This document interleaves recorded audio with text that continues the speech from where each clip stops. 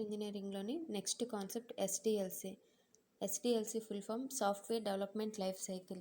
So software development life cycle అంటే ఏంటి అంటే, ఒక సాఫ్ట్వేర్ని డెవలప్ చేసేటప్పుడు step by step each and every స్టెప్స్ని కూడా ప్రాసెస్ చేసిన లైఫ్ సైకిల్ని మన సాఫ్ట్వేర్ డెవలప్మెంట్ లైఫ్ సైకిల్ అని కాల్ చేస్తాం. దీన్ని సాఫ్ట్వేర్ డెవలప్మెంట్ ప్రాసెస్ అని కూడా కాల్ చేస్తాం. ఓకేనా? డెఫినేషన్ చూద్దాం. What is SDLC? SDLC is a process followed for a software project within a software organization. It consists of a detailed plan describing how to develop, maintain, replace, and alter or enhance specific software. So, ఈ SDLC process ఏం follow అవుతుందంటే, ఒక software ప్రాజెక్ట్ని develop చేయాలి అంటే ఆ సాఫ్ట్వేర్కి తగ్గట్టు organisation కావాల్సిన ప్లాన్స్, నెక్స్ట్ దాన్ని ఎలా మెయింటైన్ చేయాలి, ఎలా రీప్లేస్ చేయాలి, ఆల్టర్, ఇవన్నీ రిక్వైర్మెంట్ అన్నీ ముందుగా ప్లాన్ చేసి ఈ ప్రాసెస్ని స్టార్ట్ చేస్తారనమాట. ఓకేనా? The life cycle defines a methodology for improving the quality of software and overall development process. So SDLC అనేది very very important for the quality of software product. ఓకేనా? ఒక సాఫ్ట్వేర్ ప్రోడక్ట్ క్వాలిటీగా రావాలి అంటే ఎస్డిఎల్సి అనేది important role అనేది play చేస్తుంది అనమాట. ఓకేనా? Next, the following figure is a graphical representation of the various stages of a typically SDLC. So ఈ ప్రాసెస్లోని డిఫరెంట్ స్టేజెస్ అని ఉన్నాయని చెప్తుంది. Okay, next, stages of SDLC. A typical software development life cycle consist of the following stages. So ఎస్డిఎల్సిలోని కొన్ని stages ఉన్నాయి. ఆ stages ఏంటంటే, ఫస్ట్ వన్, స్టేజ్ 1ని ప్లానింగ్ అండ్ రిక్వైర్మెంట్ అనాలిసిస్ అని కాల్ చేస్తాం. ఫస్ట్ది ప్లానింగ్ అండ్ రిక్వైర్మెంట్ అనాలిసిస్. అంటే ఏంటి అంటే, requirement analysis is the most important and fundamental stage in SDLC. So first stage ఏంటి అంటే ప్లానింగ్ అండ్ రిక్వైర్మెంట్. ఇది మోస్ట్ ఇంపార్టెంట్. ఎందుకోసం అంటే, ఒక సాఫ్ట్వేర్ క్వాలిటీ ప్రొడక్ట్ అనేది మనం ఎగ్జిక్యూట్ చేయాలి అంటే ఫస్ట్ దాని యొక్క ప్లానింగ్, నెక్స్ట్ రిక్వైర్మెంట్ అనాలిసిస్ చాలా ఇంపార్టెంట్ అనమాట. ఓకేనా? Basic. Next, it is the performed by the senior members of the team with input from the customers. అంటే ఇప్పుడు ఒక కస్టమరు సాఫ్ట్వేర్ మేనేజ్ అంటే ఒక బిజినెస్ ఆర్గనైజేషన్ కానీ, ఒక బ్యాంకింగ్ సెక్టర్ కానీ వాళ్ళ యొక్క యాప్ డెవలప్ చేయాలని సాఫ్ట్వేర్కి ఇన్ఫామ్ చేసేటప్పుడు దాని యొక్క ఇన్పుట్, ఓకేనా, ఇన్పుట్ తీసుకొని దాన్ని coding, high level programming languages use చేసి ఒక ప్రాపర్ ప్లానింగ్తోని ఆ సాఫ్ట్వేర్ని కస్టమర్ యొక్క రిక్వైర్మెంట్ని డెవలప్ చేయడానికి ఈ ప్లానింగ్ అండ్ రిక్వైర్మెంట్ అనాలిసిస్ అనేది మోస్ట్ ఇంపార్టెంట్ స్టేజ్ అనమాట. ఓకేనా? The sales development, market surveys and domain experts in the industry. This information is then used to plan and basic feasibility study in the economical, operational and technical areas.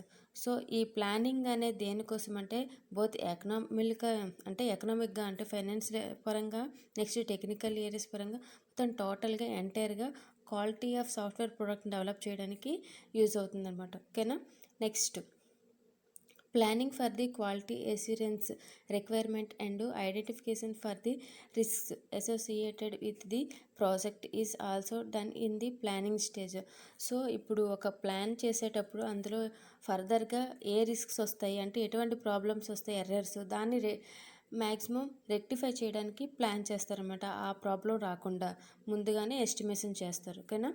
The outcome of the technical feasibility study is the define the various technical approaches that can be followed to implement the project successfully with minimum risk. So అలా plan చేయడం వల్ల project ఏదైతే మనం start చేస్తామో ఆ ప్రాజెక్ట్కి ఫ్యూచర్లోని ఎటువంటి risks వస్తాయో ముందుగానే మనం ఎస్టిమేషన్ చేసి అవి రాకుండా దాన్ని మినిమైజ్ చేస్తాం రిస్క్స్ని.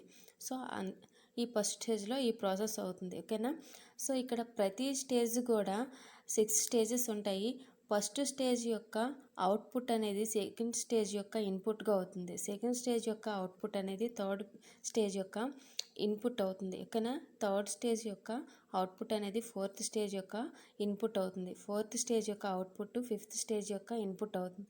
నెక్స్ట్ ఫిఫ్త్ స్టేజ్ యొక్క అవుట్పుట్ సిక్స్త్ స్టేజ్ యొక్క ఇన్పుట్ అవుతుంది. ఎందుకంటే మనం ఒక టాస్క్ చేస్తున్నామంటే దాన్ని ప్రీవియస్లో ప్లాన్ చేసిన దాన్ని ఎగ్జిక్యూట్ చేస్తాం నెక్స్ట్ స్టేజ్లో. అది ఇక్కడ జరిగిన ప్రాసెస్. ఓకేనా. ఫస్ట్ మనం ఒక ప్రోడక్ట్ కోసం కస్టమర్ సాటిస్ఫై అయ్యేటట్టు మనం ప్లాన్ చేస్తాం కదా. సో ఆ ప్లానింగ్ని ఈ సెకండ్ ఫేజ్లోని మనం స్టార్ట్ చేస్తాం. ఓకేనా. దాన్నే సెకండ్ స్టేజ్ 2లోని డిఫైనింగ్ రిక్వైర్మెంట్స్. సో ఆ ప్లాన్కి తగ్గట్టు రిక్వైర్మెంట్స్ని ఇక్కడ మనం గ్యాదర్ చేస్తాం. ఓకేనా. Once the requirement analysis is done, the next step is to clearly define and document the product requirement and get them approved from the customer.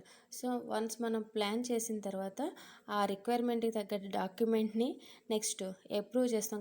Customer యొక్క రిక్వైర్మెంట్ని మనం స్టార్ట్ చేసేస్తాం అనమాట. ఓకేనా.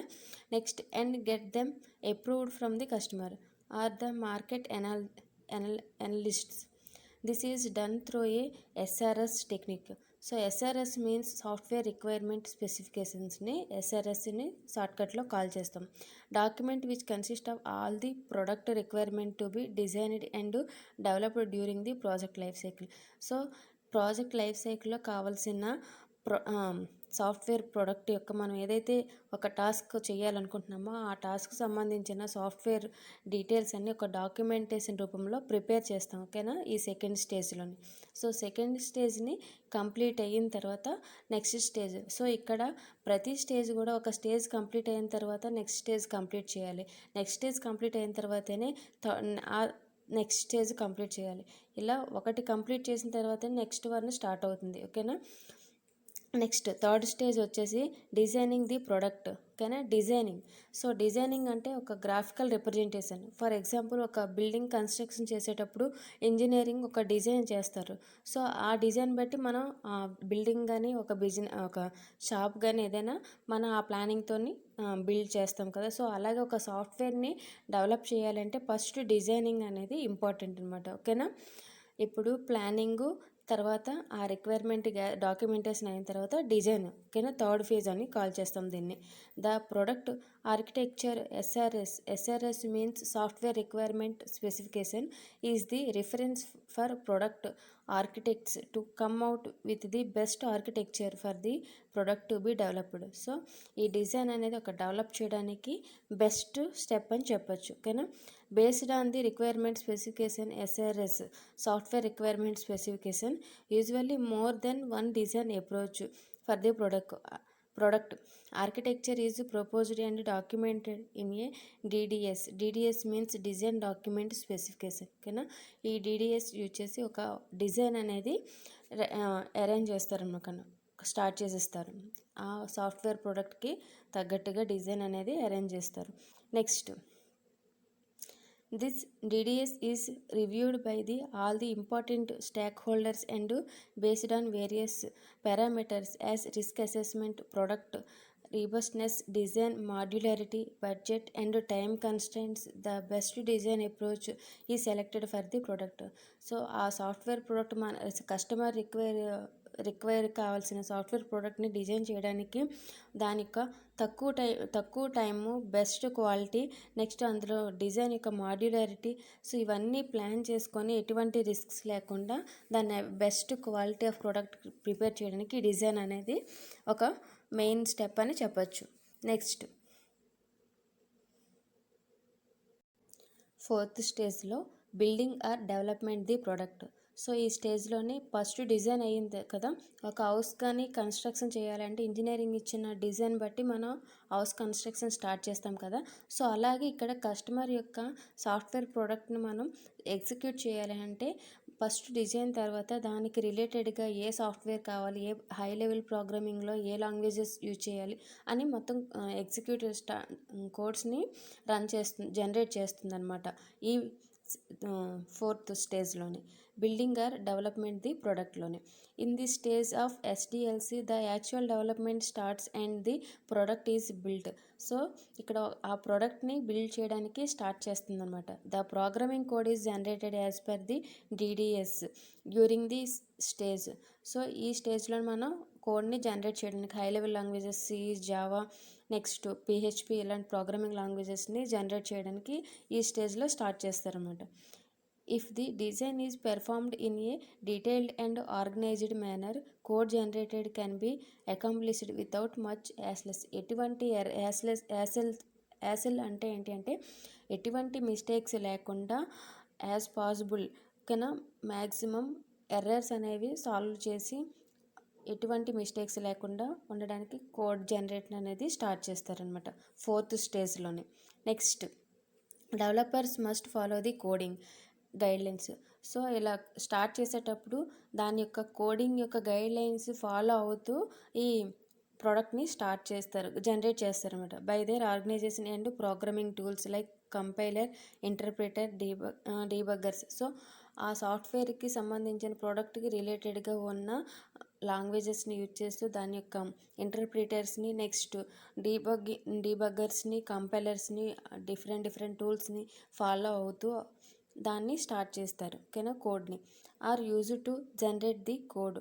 Different high level programming languages such as C, C++, Pascal, Java and PHP are used for the coding. The programming languages is chosen with respect to the type of the software being developed. So ఈ 4th స్టేజ్లో సింపుల్గా చెప్పాలి అంటే design అయిన తర్వాత ఒక high level language select చేసుకొని దానికి తగ్గట్టు రూల్స్ని, గైడ్లైన్స్ని ఫాలో అవుతూ ఆ ప్రోడక్ట్ని జనరేట్ చేస్తారనమాట. ఓకేనా. నెక్స్ట్ 5th స్టేజ్లోని testing the product. This stage is usually a subset of all the stages as in the modern SDLC models.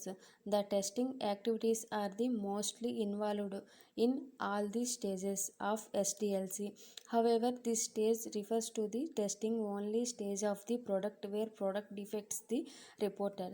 So ఈ టెస్టింగ్ స్టేజ్ అనేది ఏంటి అంటే మనం ఒక కోడ్ జనరేట్ చేసి ప్రాజెక్ట్ని రెడీ చేసేటప్పుడు ఈ టెస్టింగ్లో అగైన్ మళ్ళీ ఎటువంటి మిస్టేక్స్ ఏవైనా వచ్చినట్టయితే రిపీటెడ్గా అంటిల్ క్వాలిటీ ఆఫ్ ప్రోడక్ట్ వచ్చే వరకు టెస్ట్ చేస్తూనే ఉంటారనమాట. అందులో ఏమైనా ఎర్రర్స్ కానీ డిఫెక్ట్స్ కానీ ఉంటే అవి మళ్ళీ రెక్టిఫై చేస్తూ క్వాలిటీ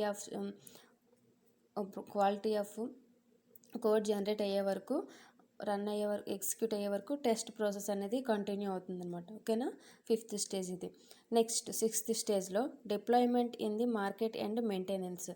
సో కోడింగ్ అంతా రెడీ అయిన తర్వాత ఒక సాఫ్ట్వేర్ క్వాలిటీ ప్రోడక్ట్ అనేది రెడీ అయిన తర్వాత డిప్లాయ్మెంట్ స్టేజ్ అవుతుంది. ఏంటి అంటే డిప్లాయ్మెంట్ రిలీజ్ చేయడానికి అనమాట. ఓకేనా, మార్కెట్లో రిలీజ్ చేయడానికి. Once the product is tested and ready to be deployed, it is released formally in the appropriate market. Sometimes product deployment happens in stage as per the business strategy of the organisation.